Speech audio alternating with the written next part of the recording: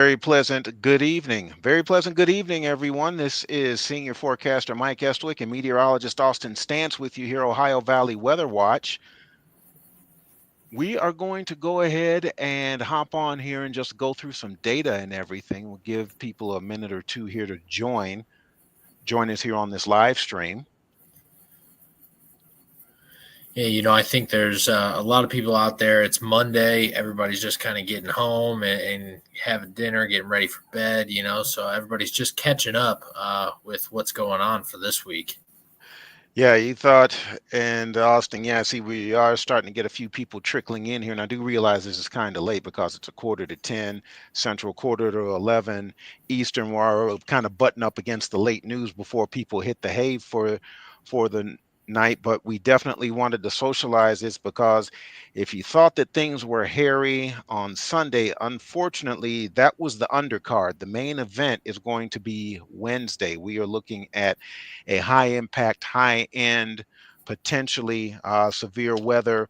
And outbreak is not hyperbole and not exaggeration based on the data that we're seeing here. This is our current satellite. This is our current infrared satellite view here. So few clouds around, not too bad, and few clouds and some precipitation out over northwestern Missouri, and you can see all the mess that came through the area yesterday and last night, out to the east there, out in the Virginias and Pennsylvania and so forth. But what's got us paying attention, my favorite phrase, sit up and pay attention. Let me enlarge this here. If you take a look at that, let me turn the cities off here. The Storm Prediction Center, 72 hours out, already has an enhanced risk of severe weather for the exact same areas that just dealt with it on Sunday. So that also includes the tri-state, that includes basically all of the Ohio Valley, and then going back into kind of Dixie Alley and Arkansas as well. So the Arkansas too, Austin. Yeah, I think after yesterday, there's a lot of people who are trying to just recoup and get ready for their work week. And so the storm system that's moving in on Wednesday, it really is going to impact everybody who's out there in your daily lives. If you got kids out in sports, if you work outside, if you're going to be traveling, these are all things that are going to be very impactful, especially when systems like this hit during the midweek. The past couple events, we've been lucky enough that they've hit during the weekend time when, unfortunately, some of them have been in the evening into the overnight, but at least it was the weekend, when people could actually stay home and stay safe. But I know there's going to be a lot of people out there who are going to be exposed to the threats out there, and that is one of the main reasons why we're coming here live to you tonight to keep you updated. That's for sure, Austin. And let's start here. I'm going to start with an unusual piece of data that we look at here, especially when potential high impact events are on. Let me slide that over here so you can see. This is not something. Good evening, Karen. We'll see you here on the stream. Thank you for joining us here. Take a look at this. This is a comparison. This is what are called analogs. So basically, what it is, it's pattern recognition. And on Austin, you can expand on this a little bit here, but basically the premise is, given a certain type of setup, if the weather was doing this with this setup on X date, and we see that type of same pattern and everything kind of setting up again, there's a decent possibility that history may repeat itself. Yeah, that's right, Mike. And it kind of comes down to, like, I like to explain it like if you're trying to, recreate something in a factory, right? You're going to have that same molding over and over and over again, right? So if you get similar events like this, it kind of takes all those together and has this algorithm where then it'll spit out again where it thinks that, most likely these threats are going to occur based on the previous events that we've seen before and those outcomes. So, I think that this is a really good, useful tool to have in the industry because, when you've seen something once, there's indications that when you see it again, you could say, okay, we've been here before. This is what we saw. So this is what we can expect. Right, Mike? Absolutely. And if you take a look here, you can see, so this is in this particular product here, this is done by one of the fine atmospheric science programs in the U.S., Colorado State University, up in Fort Collins, Colorado. There's plenty others that do this too. St. Louis University is one. The College of DuPage, Austin's alma mater, is another great source for this. But take a look at this. That purple shading is anywhere between a 45 to 60% chance of severe weather within 50 kilometers, so about 25 to 30 miles of a given point. Okay, so basically, and here's the, you see the probability bar down there. So at 45%, you may as well say 50-50. So you're talking at least an even money chance at significant severe weather, and that's what the black hatched areas are there. So you basically, you're looking at the tri-state as far east as about Evansville and maybe up to about Vincennes. You're looking there.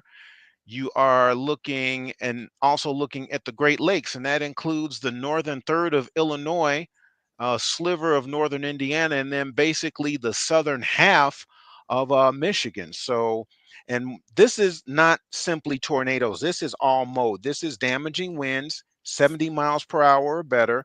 This is 2 inch or better hail, and this is strong to violent tornadoes, EF2 or better. And Leanne, I see you has the comment up there. This flooding is going to be scary for so many people. And then, yes, that's, you almost want to say, you really don't want to say secondary threat, Austin, when you talk about flooding, but it kind of has to take a back seat, at least until we get through the event. But yes, the area has seen crazy amounts of precipitation here, and that trend is definitely going to continue.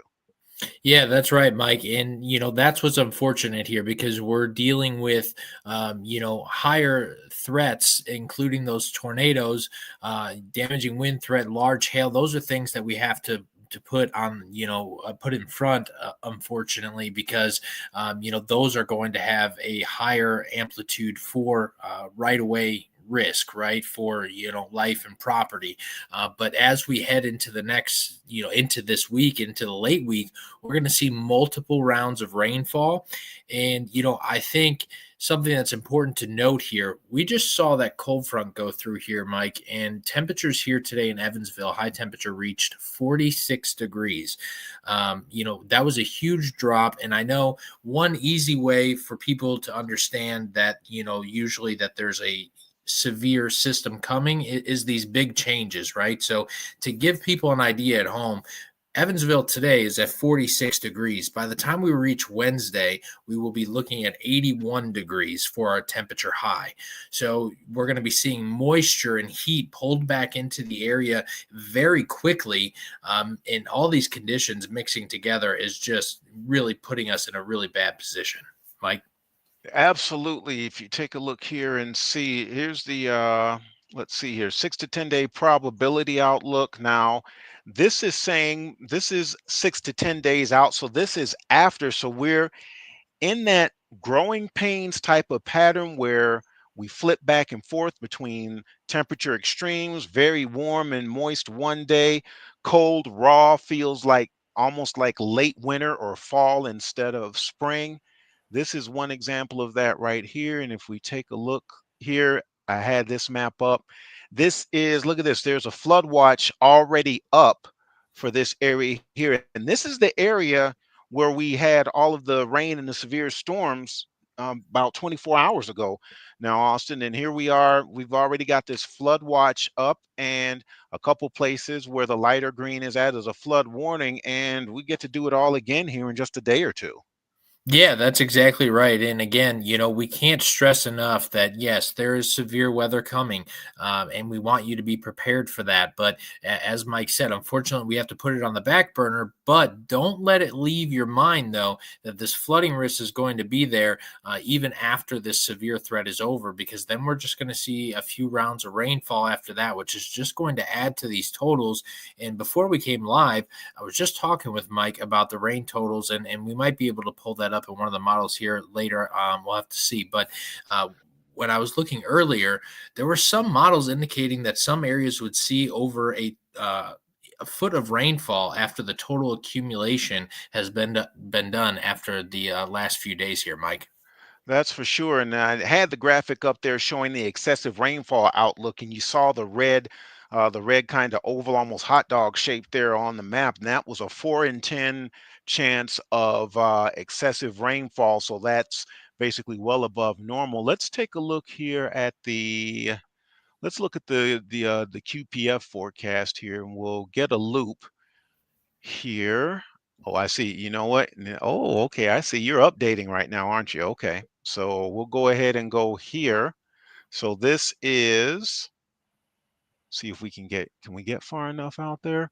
No, we can't. Okay, I need to pick another model. Sit tight, guys. Let's go ahead. We'll get another model out here. Here we go. So this is,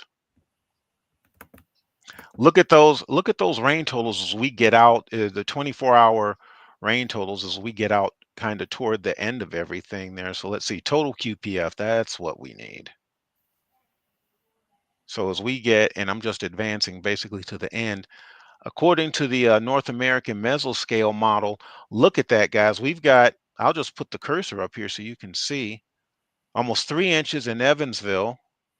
You go over here, coming out of southeastern Missouri and into southern Illinois, 4.5 inches, 5 inches of rain there, 3 inches, 3 inches or better through Indiana from southwest to northeast and then extending on into Ohio. So copious rain amounts to consider here, and that amplifies the threat when these storms come through. If there's a lot of moisture in the ground, that ground is going to be soft, trying to soak up that rain and saturated.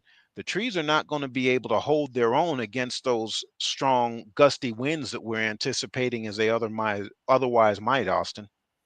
Yeah, and again, I think something to keep in mind here. Mike has the total accumulation pulled up, and from what I just saw, I believe that was going through Monday, and we're gonna, or excuse me, not Monday. Thursday. It was going through Thursday. Yep, I Yep. apologize. I was looking at the right side. So that's going through Thursday, and we could still see episodes of rainfall beyond that into our weekend as well. So keeping a really close eye on this, because yes, that flooding risk is really going to be there. But unfortunately, again, that's something that we're going to have to put on hold until we get through Wednesday, because there's going to be a lot being talked about and a lot of information being thrown out there. And so we wanted to kind of jump ahead of that and get you some factual information out there now that you can start preparing for your midweek. There we go. And I've got that, got my drawing tool up here, which also serves pretty well to, we can zoom in and take a look at that. So we've got basically 2 inches Evansville, 3.5 Vincennes, for example.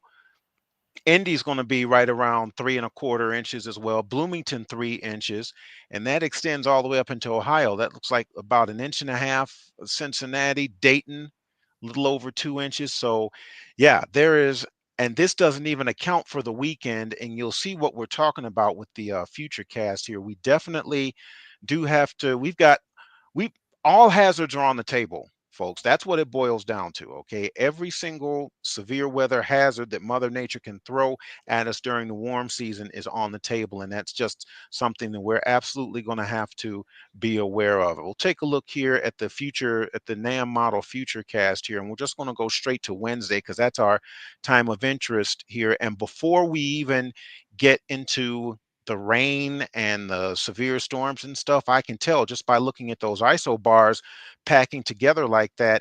That's what we don't want to see. That is going to be representative. There's going to be southerly and southwesterly winds just pulling all of that rich Gulf moisture up into the region. And again, as we saw on Sunday, that's what those storms love and they crave, and they will have it in ample supply later this week. Yeah, Mike. And as you were just mentioning, that moisture comes in fairly early. We're going to start seeing some of that moisture being pulled in as we head into tomorrow. So you'll notice that temperatures are on the rise tomorrow, but you also notice as we head into tomorrow evening, it's going to start to feel a little bit more humid out there as well. Yep, and we can take a look here. We're running this through. This is, and that's 7 p.m. Tuesday night. Okay, so As you can, when you see the greens and the blues start coming in, so Wednesday is when it really starts coming in here with this, assuming that the NAM forecast model has this, that this solution is correct. And what I will tell you is we're willing to hang our hats on this because all of the models are pretty well in line. Even some of the ones that historically have some trouble with spring weather patterns and so forth, they even are showing a similar solution, which is also of a great concern to us here. So this is, if you take a look, let's go here. This is that's 7 p.m. Tuesday night. Okay. That's 7 a.m. Wednesday morning. So we go from 45 to 54 in a matter of 12 hours on the dew points. And then look at that juicy air, the blues, the light and dark blues there that you're seeing coming in. That is at 1 p.m. on Wednesday afternoon. Dew points in the 60s. That's what we had before. And then if we go even further, if we go to 7 p.m., you can even see we're in the mid to upper 60s. So huge concern there for us.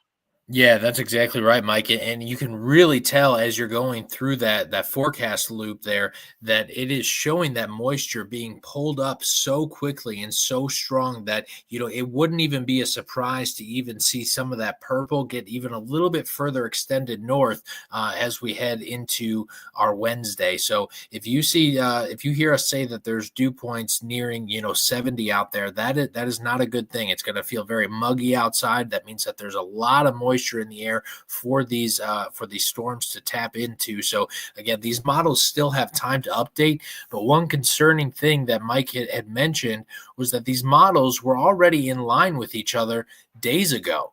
And again, we were focused on the severe threat that came through yesterday, so that's what we focused on because we wanted to take it one storm at a time.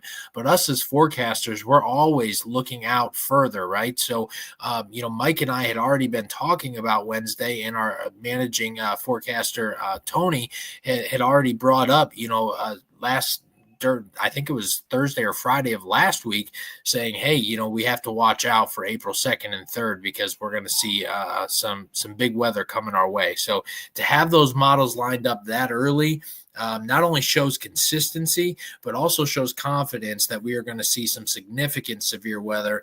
And to give everyone an idea, and I'm sure you can agree with me on this, Mike, that that severe weather that came through yesterday, yes, we were concerned about it, but in the back of our minds, we were more concerned about what's coming ahead for Wednesday. That is absolutely correct. And take a look here. And I know this is what everybody tends to join for to see what's going on. Uh, Here's what I will say.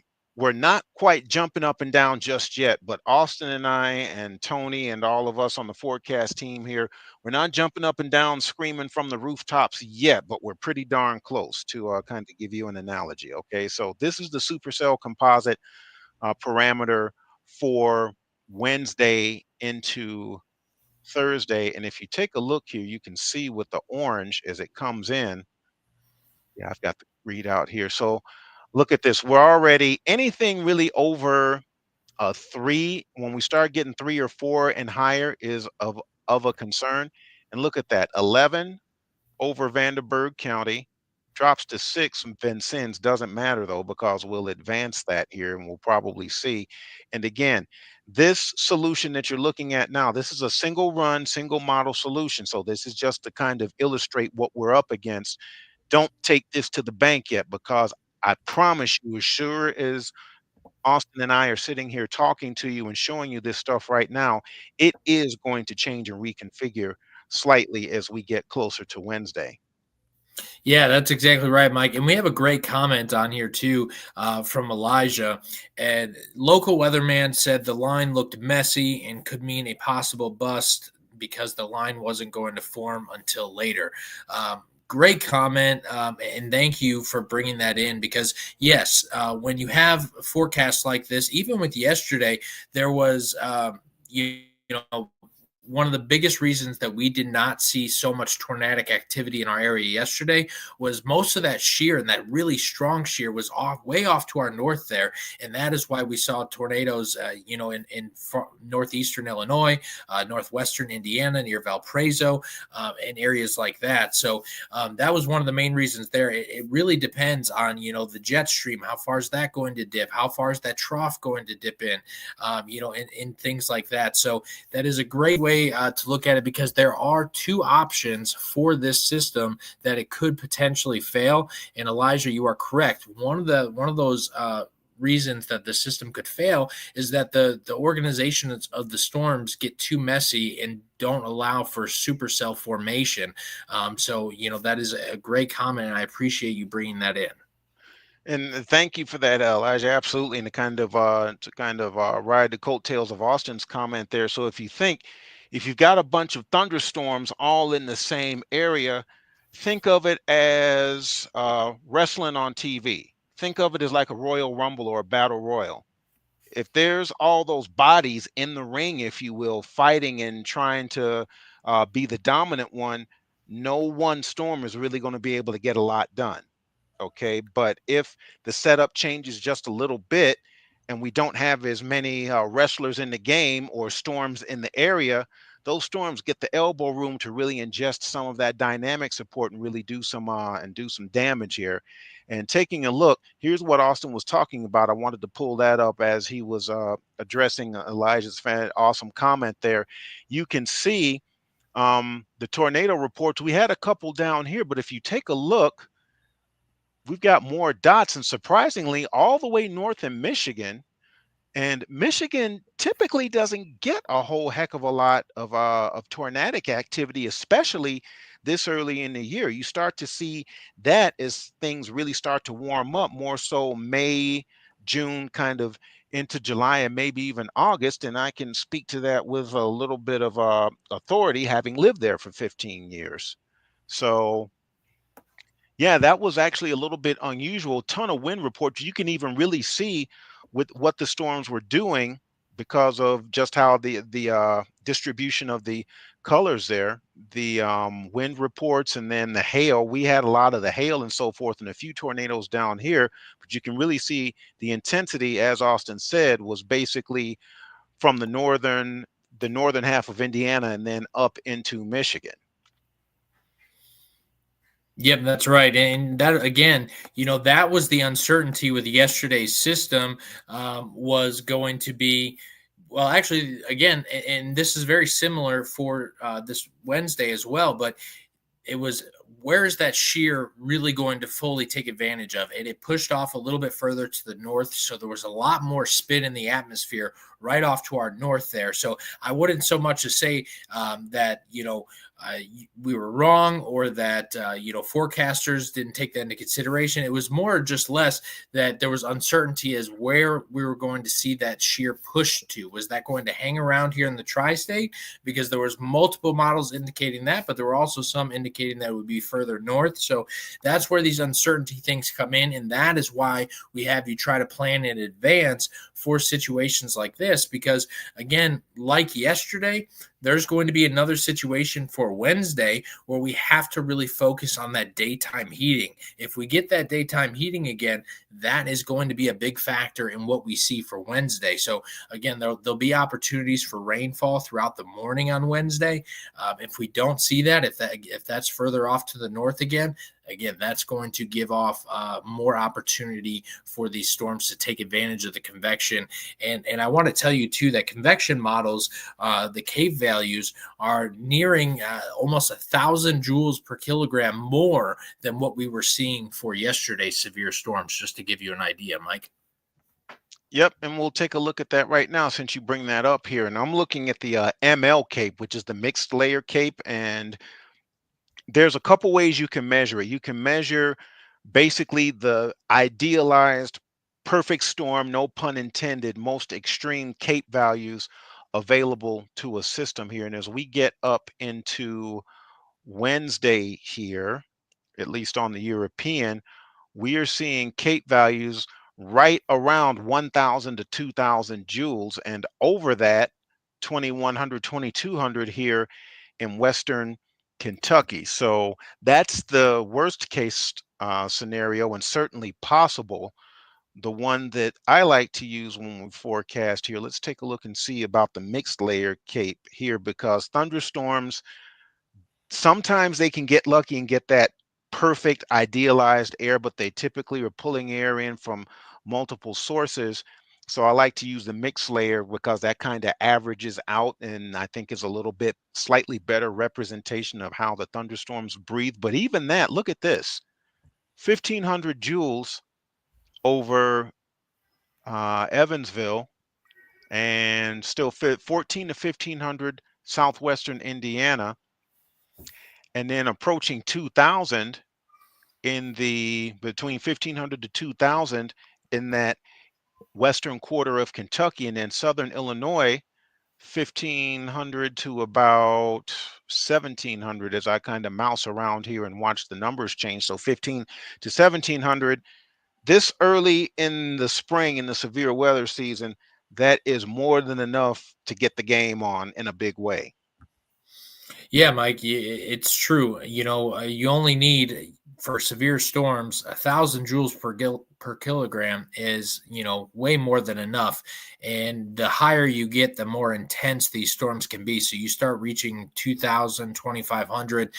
Now you're talking about intense storms that could really have the opportunity to produce some strong tornadoes there. We have another great comment here from Kyle asking, if we are going to check at the HRRR. Well, we've already been looking at that. The HRRR model not going out as far as we would like at this time. So personally, I'm Yep, I using got the it up here. We can only see to 7 a.m. Wednesday morning right now. So, yep, for Yep. sure.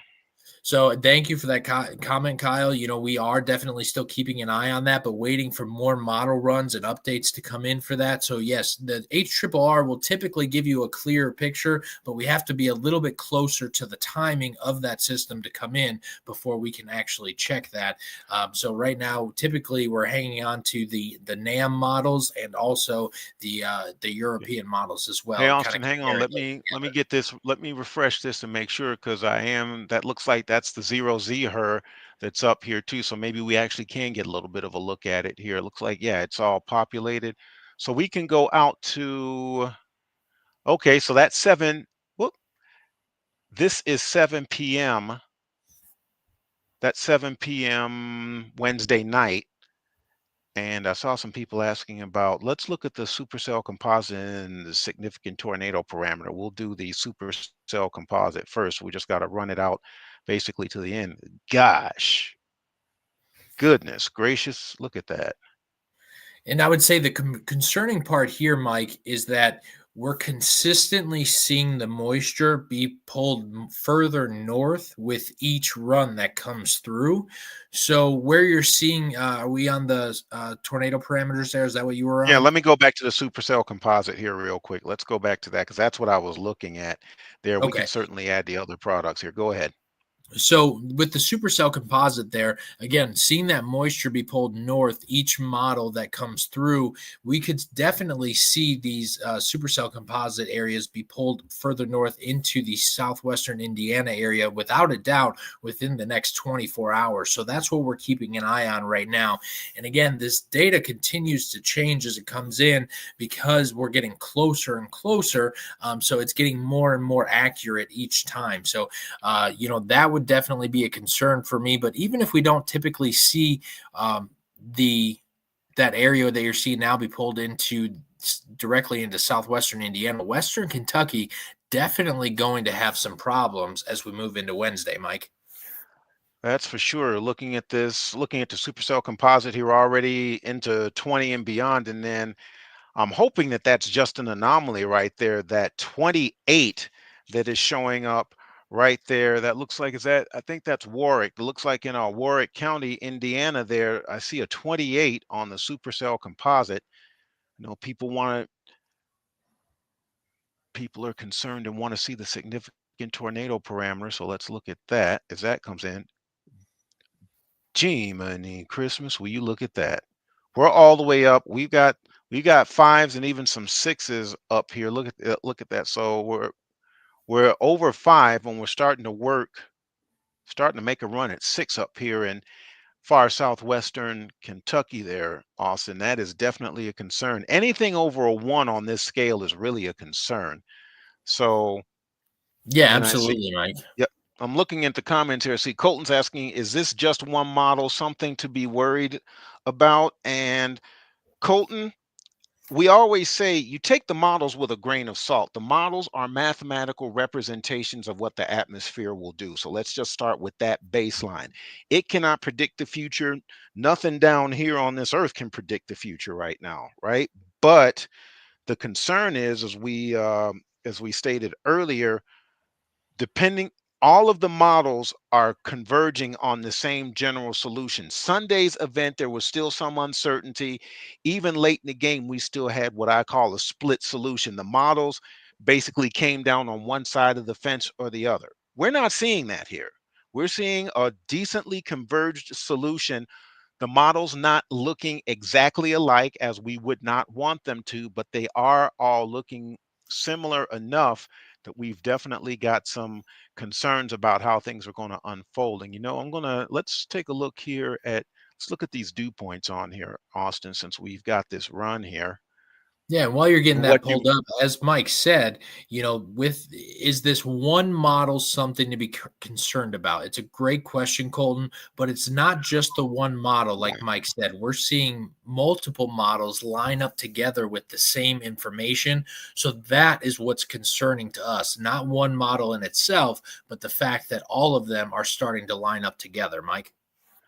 And here is what Austin was talking about with all of that rich Gulf moisture being pulled further north, because I'm just rocking the slider back and forth here so you can kind of see it. But look at that. Those 60s, those 60s dew points are all the way up into Michigan right now. And Evansville is at 67. Paducah, you may as well say 70, 69 at Paducah, 67 Bowling Green, 65 Hopkinsville. So plenty of juicy air for these storms to work with, no question. Let me go ahead. I'm going to get College of DuPage pulled up here as well for us here. Yep, and while you're doing that, Mike, I think something that I'm truly concerned about is the Arkansas area. I believe that is going to be the first hardest impacted area heading into tomorrow.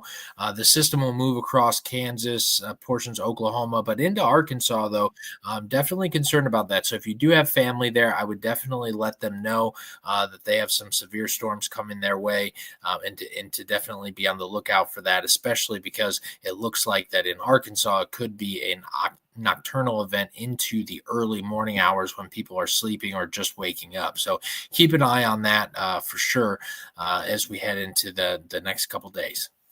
And there's what Austin's talking about right here.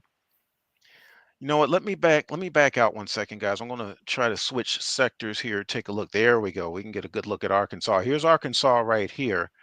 So taking a look at the high res rapid refresh, the HER model, and we are at that 7 a.m. Wednesday morning, 8, 9, 10, 11, noon, 1 p.m., 2 p.m., 3, 4, 5, 6.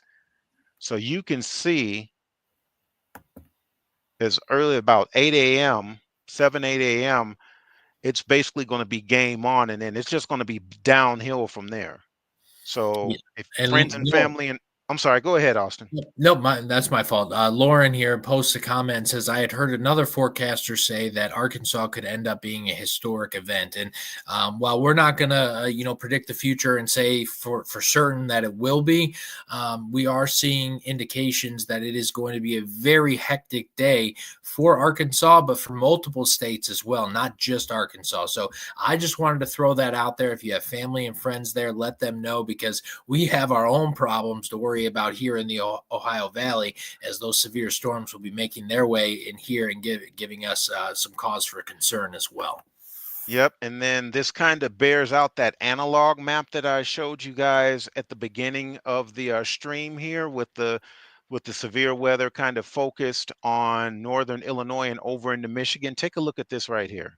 Just this representation. And this is the high res rapid refresh, slightly different display algorithm. And that's why we consider multiple sources, even different sources for the same model in order to try to get as complete of a picture as we can for you. But if you, and here's what we're concerned about right here. See, look at this. More popcorn, and those are going to be strong. Those are probably going to be supercells out ahead of the main line. And that's at 5 o'clock in the evening, according to the her, 5 o'clock in the evening on Wednesdays at Central Time. Look at that. So the bottom line is, guys, you'll want to use tomorrow. Please listen and listen to Austin and I very carefully here. Use tomorrow as your prep day. If you kind of blew off getting yourself prepared, getting that plan for the Sunday event that we just went through, you would be ill-advised to roll the dice again for Wednesday. Okay, so you definitely want to get and have an action plan ready. Where are you going to go? If it's a mobile home, get out of there. You may have gotten lucky Sunday. I would not count on my luck holding out for Wednesday based on what we're seeing right now. Okay, so make Yeah, sure that you have a good shelter and everything, and get your weather radios or your wireless emergency alert set. And what else can people do to prepare themselves, Austin? well, I was just going to say we have a comment responding to one of our viewers from one of our other forecasters from Brandon saying the National Weather Service will likely use stronger language once we get more information. And I really feel like that's true. As we've seen different comparisons for this system and forecasters getting really concerned. So the harsh language that they're likely to use as we get closer to this situation is likely also going to aid in an upgrade, likely to at least a moderate risk here in the next coming days, Mike. Absolutely. And I'm looking here right underneath that comment there. There's a couple to, so Caden's saying, do you think a moderate risk will be issued tomorrow? If I were a betting man, I would probably put some money down on that space on the table for sure. Um, Based on just the dynamic support and everything that appears that the models are advertising coming together, I would say probably. And people are asking how significant could it be in Eddyville, Kentucky? I go to shelter every time, but this forecast sounds worse than the December 10th tornado that hit my county. That is a very strong possibility. Okay. So what I will say is, and take this under advisement for this event and also future ones. We can't exactly predict down to the hour or minute or to the square mile or city block where things are going to develop. It looks like this is going to be could potentially be significantly worse than our Sunday event. Okay, so we can certainly say that. And Colton, I see your comment there too. You're asking about a downtrend. We are not really seeing anything that would indicate to us a downtick in the intensity of this event. The only thing that would save us is if luck does hold and that dynamic support decides to shift where it decides to kind of sit down and post up at. If that shifts locations, that could give us a break, but I certainly would not count on it. And as far as what about my county, what about my city, what about my town, that type of thing, we are going to defer those comments and put a pin in them until we get, because we've got what we've already got 0Z, so we've got 12Z. We've got two more significant model runs to come out yet, the 0Z and the 12Z models, before it's basically go time. So we are going to want to take a look at that because we don't want to give information now and then muddy the waters having to revise things with the model runs downstream, Austin. Yeah, Mike, I think something that we can do real quick, if you can pull up, excuse me, the convective outlook for day two, Yeah, can do or that. excuse me, day three. Are Yep. we on day two or day three? We're on We're day. on day 3 right now. Day 2, the updates haven't come up quite yet.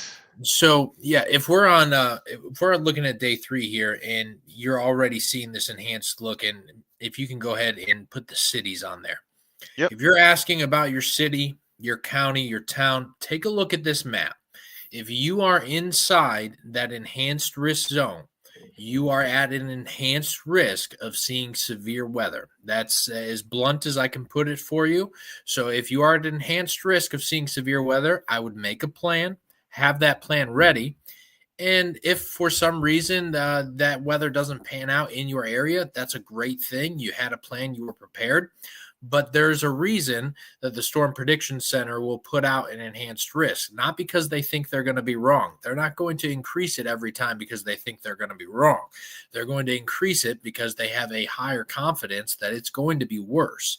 So if you have, again, if you're inside this enhanced zone, please take that into consideration, and also take into consideration that Mike and I truly believe that this will be upgraded to a moderate risk here within the next 24 hours, Mike.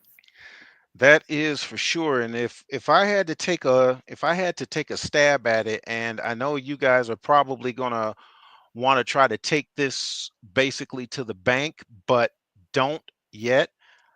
I'm thinking that we'll probably see a moderate, probably something like that. And based on what we were seeing up north, we may even see one up here, like in that area. Yeah, I That's think Go ahead. that's Go ahead, that. Austin. No, I think you really hit the nail on the head with that. I think if I had to change anything, it may be extended just a little bit further into Arkansas, maybe towards Little Rock a little bit more there. But other than that, I think Mike's right on point here as where we could see this severe weather. And right where he circled, if you were able to leave that up and then lay over those dew points and that moisture that we pulled in, that's exactly where we were seeing that moisture being pulled into. So, again, this is going to be an area that we're going to be watching. Low pressure system is going to swing into Kansas and then pull off to the northeast, right where he circled towards the north there in Chicago and northwest Indiana. So, as that low pressure system swings north, that is going to bring a little bit more spinning air for the northern regions as well, which is another reason why we're concerned for that area, Mike. Absolutely. So gang, we've been at it for about 45 minutes here. So we're going to wrap this up so everybody can go to bed because we're coming up. The late news in the Central and Eastern time zones is about to end here. And we appreciate you sticking with us and checking out what's going on here. So we're going to be back. We will get fresh data, refine our forecast as to what we think is going to happen and how everything is going to lay out. But we really need you guys to do your part. We need you to identify a safe area. If you're in a mobile home, you've got all day tomorrow to do it. You identify a safe place to go in a site-built structure, center room, lowest floor, no windows. You hear us say it. Hear me say it all the time during the severe weather coverage. Know approximately how long it's going to take to get there as well. And you don't hear me say that all that often. The fact that I'm saying you may want to time it out to within a couple of minutes either side of getting from where you are now to your safe spot, that should tell you something about how concerned Austin and I are about everything. So just do that. Make sure your wireless emergency alerts are turned on your phone. If you've got a weather radio, beautiful. Make sure you've got a fresh backup battery in there as well, because I can guarantee you the power is probably going to go out. Well, not probably, I can about guarantee you the power is going to go out again, if not from a tornadic circulation, those straight line winds. Because as we said at the outset of this, this is an all modes situation that we've got here. So anything that Mother Nature can throw at you from her bag of tricks as far as severe weather, we're going to see it Wednesday. We may even see it again Thursday, possibly Friday. And that's the other thing here before we do go. We're seeing a concern here. Let me go ahead and and actually, let me see here. Let's go with and see that significant severe hatching right here. Let me zoom that back in. The fact that that's hatched already 3 days out, that's also cause for concern for us. Okay.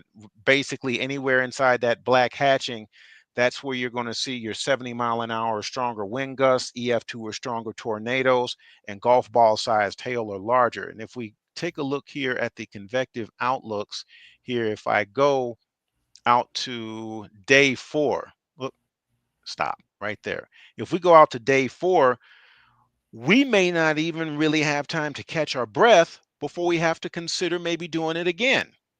Thursday into Friday, 15% chance 4 days out. That's right, Mike. And another reason for that is because we're going to see these systems that move through. The system that we saw yesterday was a very quick moving system. This one, not going to be as quick as it moves through. And that's why we're going to see multiple rounds and opportunities for severe weather as it pushes through our area. And I did see a comment on there asking, are we expecting a tornado outbreak? I do think that the possibility for that is on the table, even more so than from yesterday. And that's going to be primarily my concern there is we're going to have a lot more shear available. We'll have more moisture available, and we're going to have multiple ingredients there for a tornadic outbreak. And so I want to make sure and make this clear that I am more concerned about tornadoes for Wednesday than I was yesterday. So that's as clear as I can be. I'm not going to say an outbreak is guaranteed, but I'm pretty sure that's as close as I can get, Mike. And yep. And so basically, with the next couple of big model runs, the 0Z run, which is that's basically 7 p starts at 7 p.m. at night, and then the 12Z, which is 7 a.m. In the morning, we'll have a much clearer picture of what's going on. And as we indicated, it would not shock us at all to see very strong, very blunt, very pointed, very direct language. Basically, and Austin and I and the crew here at Ohio Valley Weather Watch, managing forecaster Tony Merriweather, forecaster Brandon Flanagan, all of us, we may very well be jumping up and down and screaming from the rooftops, get yourselves ready, because we just got a feeling that it's not going to be as smooth of a ride Wednesday as it was Sunday, because yes, it was bad, there was damage, and I didn't hear of any fatalities or anything like that, but compared to Wednesday compared to Sunday, you could say that Sunday we kind of got off pretty light, bottom line. Yeah, I would agree with that, Mike.